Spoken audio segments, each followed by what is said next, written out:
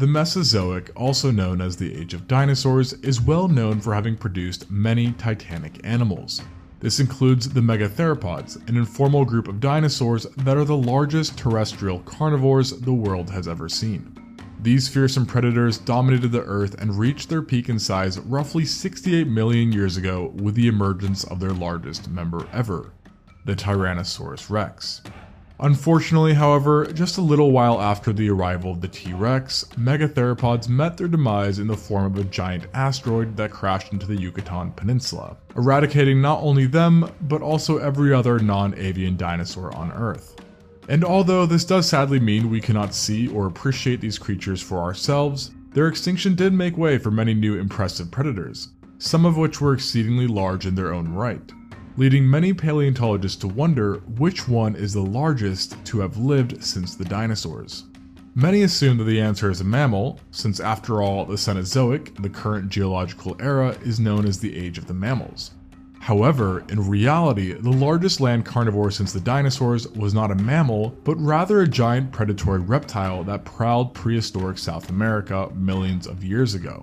This was the Barinasuchus. Despite holding such an impressive and important title, the Barinasuchus has remained for the most part under pop culture's radar, which is mainly due to it being a relatively recent find. After all, it was only described 15 years ago in 2007, after an incomplete skull was found in the Parangula Formation within the Venezuelan state of Barinas. The paleontologists who unearthed this beast could tell from the get-go that it was gigantic in real life. Yet, it wasn't until a few years later, in 2016, that serious attempts to answer the question about its size actually took place. And the results blew many away, as not only did they find it to be the largest terrestrial predator since the T-Rex, but they noted that it still retained this title even when factoring in a margin of error of 50%. Meaning, even if they were way off, the Barinasuchus would still be the Cenozoic's largest land carnivore. The researchers claimed that the adult Barinasuchus would have most likely been anywhere from 6 to 7.5 meters, or 20 to 25 feet in length, while weighing a staggering 1.9 tons. More liberal estimates on its size suggest that exceptional individuals may have even reached 9 meters or 30 feet in length. However, as of now, such high numbers seem relatively unlikely. Though, even at its more probable size and weight, the Barinasuchus was still truly a giant, being about 6 times heavier than a tiger and about the same weight as some of the most well-known theropods, such as the average Allosaurus and Baryonyx. Yet, while being similar to these dinosaurs in stature, the Barinasuchus of course looked very different from them, with it essentially having the appearance of a giant, nightmarish land crocodile. This menacing look was a result of the Barinasuchus belonging to a now extinct family of crocodilomorphs known as the Sebecidae. The members of this group are actually cousins of modern crocodiles and first emerged just before the KT extinction event, some 67 million years ago. All members, Barinasuchus included, were both carnivorous and terrestrial in nature, the latter of which is evidenced by their nostrils since they were located on the tips of their snouts rather than the top, suggesting that they spent their days on land.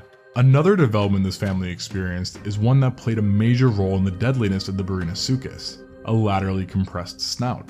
This may not sound like much, but it was actually this compression that allowed the Barinasuchus to withstand extreme amounts of force while biting into its prey.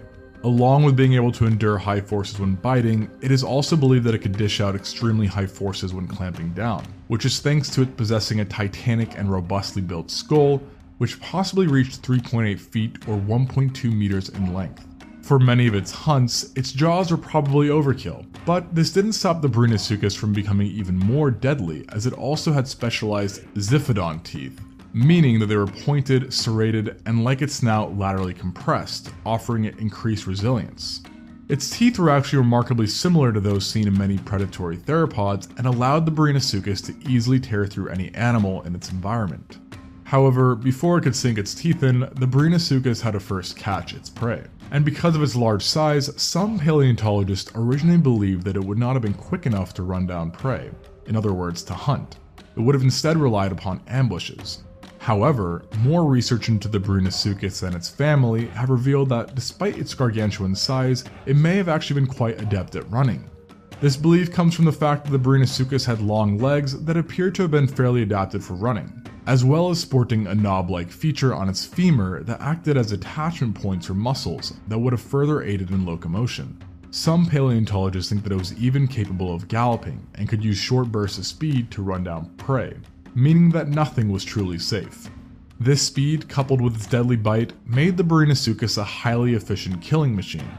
But not only did it have impressive offense, but its defense was likely nothing to scoff at either, as it likely had some level of osteoderms covering its body, offering an ample protection against attacks, which also meant that its only real threat would have been other Barinasuchus.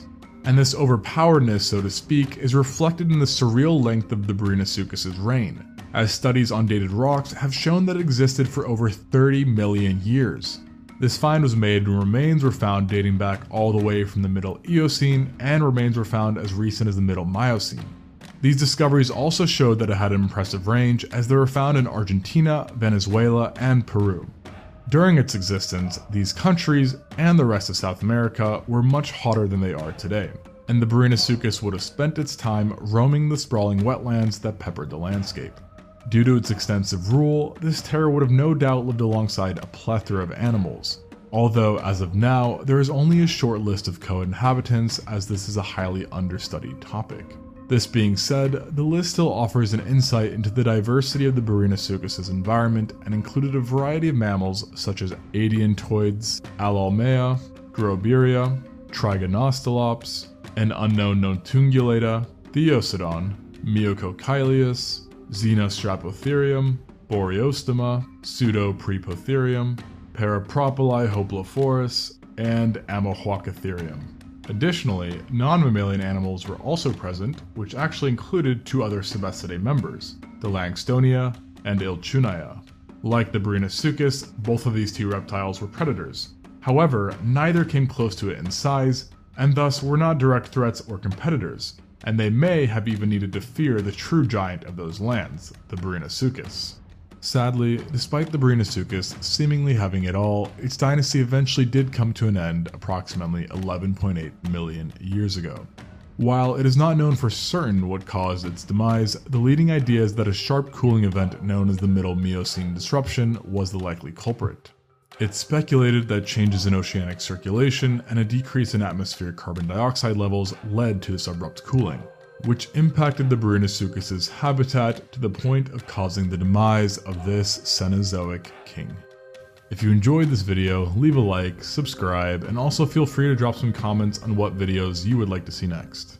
Until next time, on Extinct Zoo.